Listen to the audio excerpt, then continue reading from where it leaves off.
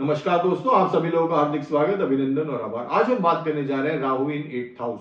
कुंडली में अगर राहु देव अष्टम भाव में विराजमान है तो क्या क्या पॉसिबिलिटीज बनती है उसकी बात हम इस वीडियो में करेंगे। अष्टम भाव की बात की जाए तो ये जो भाव है, यहां से हम मेजर ट्रांसफॉर्मेशन देखते हैं लाइफ में, जो बहुत बड़े बदलाव होते हैं जिससे कि जीवन की दिशाएं बदल जाती हैं, वो 8th हाउस है। अब वो जीवन 8th हाउस की बात की जाए तो this is the house of a sudden events, आकस्मिक घटनाएं जो जीवन में घटती हैं, अच्छी या बुरी, दोनों टाइप की, वो भी हम 8th हाउस से देखते हैं। 8th हाउस की बात की जाए तो जो लाइफ में स्ट्रगल्स होते हैं, पेन्स होते हैं, चैलेंजेस होते हैं, चाहे फिर वो फाइनेंशियल प्रॉब्लम्स हो, फिजिकल प्रॉब्लम्स हो, इमोशनल हो, साइकोलॉजिकल हो, वो भी सब हम अष्टम भाव से देखते हैं। अष्टम भाव एक सीक्रेट हाउस है, गुप्त हाउस है, हिडन चीजों का हाउस है, सीक्रेट हाउस है। It is house of finances also. और फाइनेंसेस किस तरीके से, जो द्वितीय भाव है वो हमारा धन है, जो अष्टम भाव है वो दूसरों का धन है। तो यहां से हम जॉइंट फाइनेंसेस भी देखते हैं, यहां से हम इनहेरिटेंस भी देखते हैं, इंश्योरेंस का पैसा भी देखते हैं, शेयर मार्केट का पैसा भी देखते हैं। तो this is the house of finance also, this is the house of in laws also, this is the house of occult knowledge also, esoteric science, occult knowledge, mystical चीजें लाइफ में, वो भी हम अष्टम भाव से देखते हैं। अब राहु देव जैसा ग्रह अगर अष्टम भाव में रहेंगे तो वो किस तरीके के रिजल्ट्स देंगे? वो रिजल्ट्स दोनों तरफ के हो सकते हैं, अच्छे भी हो सकते हैं, बुरे भी हो सकते हैं। ये देखने के लिए राहु देव कौन सी डिग्निटी में बैठे हैं अष्टम भाव में, ये देखना बहुत जरूरी है।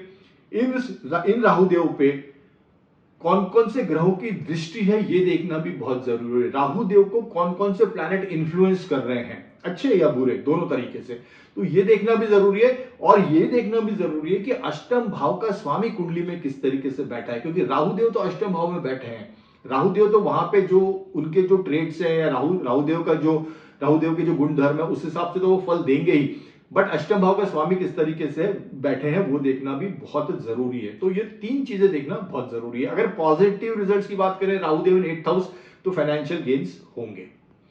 राहु अगर अच्छे से प्लेस्ड है तो आकस्मिक धन देंगे, फाइनेंशियल गेन्स कराएंगे। कहां से फाइनेंशियल गेन्स कराएंगे? चाहे फिर वो इनहेरिटेंस से हो, पैतृक संपत्ति से हो, इंश्योरेंस का पैसा मिले, इन लॉस से आपको पैसा मिले, शेयर मार्केट से all of a sudden gains हो जाए, आपको गैम्बलिंग से पैसा मिले, सो लॉटरी से पैसा मिले, तो ये सब पॉसिबिलिटीज बनती है। सो दिस इज, अगर राहु अच्छे से प्लेस्ड है तो यहाँ पे ये फाइनेंशियल दृष्टि से आपको गेन देंगे। दूसरी पॉसिबिलिटी, स्ट्रॉन्ग पॉसिबिलिटीज क्या बनती है कि ऐसा इंसान, ऐसा नेटिव को बहुत ज्यादा इंक्लिनेशन ऑकल्ट नॉलेज की तरफ हो, एसोटेरिक साइंस की तरफ हो, फिर वो एस्ट्रोलॉजी हो सकती है, फिर वो तंत्र मंत्र की विद्या हो सकती है, वो फिर मिस्टिकल साइंस हो सकता है, फिर वो साइकोलॉजी हो सकती है। ऐसा इंसान हो सकता है कि लाइफ आफ्टर डेथ के बारे में सोचे। तो वो ये जो छुपी हुई चीजें हैं, मिस्टिकल चीजें हैं, ये राहु इंसान को उस तरफ का इंक्लिनेशन देते हैं। तीसरी चीज जो है, यहाँ पे ट्रांसफॉर्मेशन देखा जाता है इस हाउस से, तो मैंने वो भी बताया है कि इस हाउस से हम ट्रांसफॉर्मेशन देखते हैं। तो अब ट्रांसफॉर्मेशन जीवन में किस तरीके से आते हैं?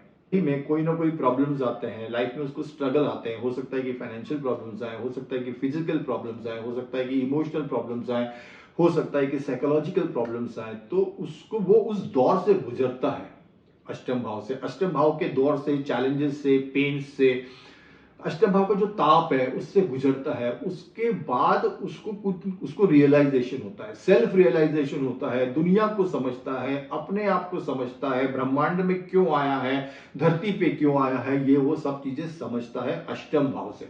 और राहु उसको ये चीजें समझाते हैं, रियलाइज करते हैं। चाहे बट अगर इसकी पॉजिटिव साइड देखें तो ये स्पिरिचुअल ग्रोथ के लिए अच्छा है, क्योंकि ये राहु यहाँ पे पेन देके उस इंसान को स्पिरिचुअल डायरेक्शन में अग्रसर करते हैं, स्पिरिचुअल डायरेक्शन की तरफ मोड़ देते हैं। तो सेल्फ एम्पावरमेंट के पॉइंट ऑफ व्यू से देखा जाए तो ये जो Rahu Dev placement in 8th house is good. Challenges रहेंगे, बट उसका जो फाइनल रिजल्ट है या एंड रिजल्ट क्या होगा? Spiritual path, spiritual growth and self empowerment. So that is the positive point of it. So this is the house of transformation and you can expect a good transformation, positive transformation. अगर this is the third important point.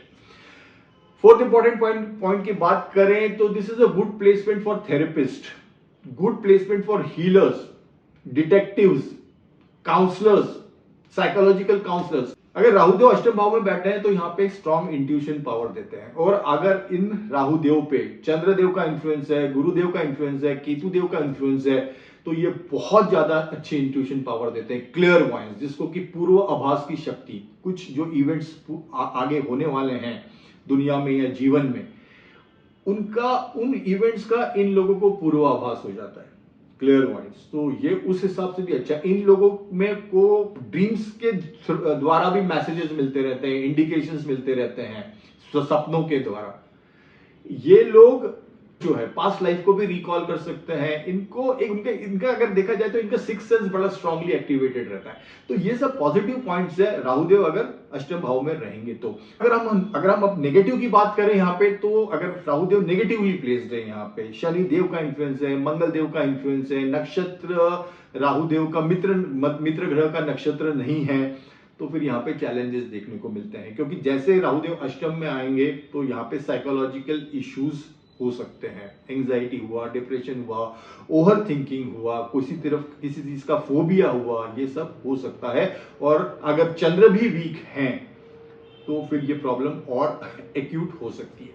यहाँ पे ये भी देखा गया है कि राहुदेव अष्टम भाव में है, ये इनहेरिटेंस का भी स्थान है, पैतृक संपत्ति का भी स्थान है, तो ये भी देखा गया है कि यहाँ पे कोर्ट कचहरी के केसेस भी हो सकते हैं पैतृक संपत्ति को लेके। राहु यहाँ पे अगर वीक है, मंगल देव का इन्फ्लुएंस है, शनि देव का इन्फ्लुएंस है, तो फिर यहाँ पे राहु एक्सेसिव डिजायर्स देते हैं, एडिक्शन देते हैं, यहाँ पे एडिक्शन और excessive desires and getting involve into secret affairs, illegal activities, unethical activities, Rahu in 8th house can give you if Rahu is not properly placed. So Rahu in 8th house can give the detachment also, क्योंकि अष्टम भाव ये मोक्ष त्रिकोण का एक भाव है। राहुदेव यहाँ पे रहेंगे, और राहुदेव, और मान लीजिए कि राहुदेव अष्टम भाव में है, अष्टम भाव के स्वामी द्वादश भाव में बैठे हुए हैं, तो ये डिटैचमेंट भी देंगे, मोक्ष की तरफ भी अग्रसर कर सकते हैं। So this combination can give you detachment also. Rahudev in 8th house can be good researcher also, मतलब रिसर्च की बात करें, अनुसंधान की बात करें, इन्वेस्टिगेशन की बात करें, राहुदेव का 8th हाउस में जो प्लेसमेंट है वो बहुत अच्छा है रिसर्च और इन्वेस्टिगेशन के पॉइंट ऑफ व्यू से। तो ये सब कॉम्बिनेशंस बनते हैं, ये सब पॉसिबिलिटीज बनती हैं जब राहुदेव अष्टम भाव में रहेंगे। तो ये सब थे पॉजिटिव एंड नेगेटिव जब राहुदेव अष्टम भाव में रहेंगे। So this is all about Rahudev in 8th house. Thank you so much. Wish you all the best. Bye and take care.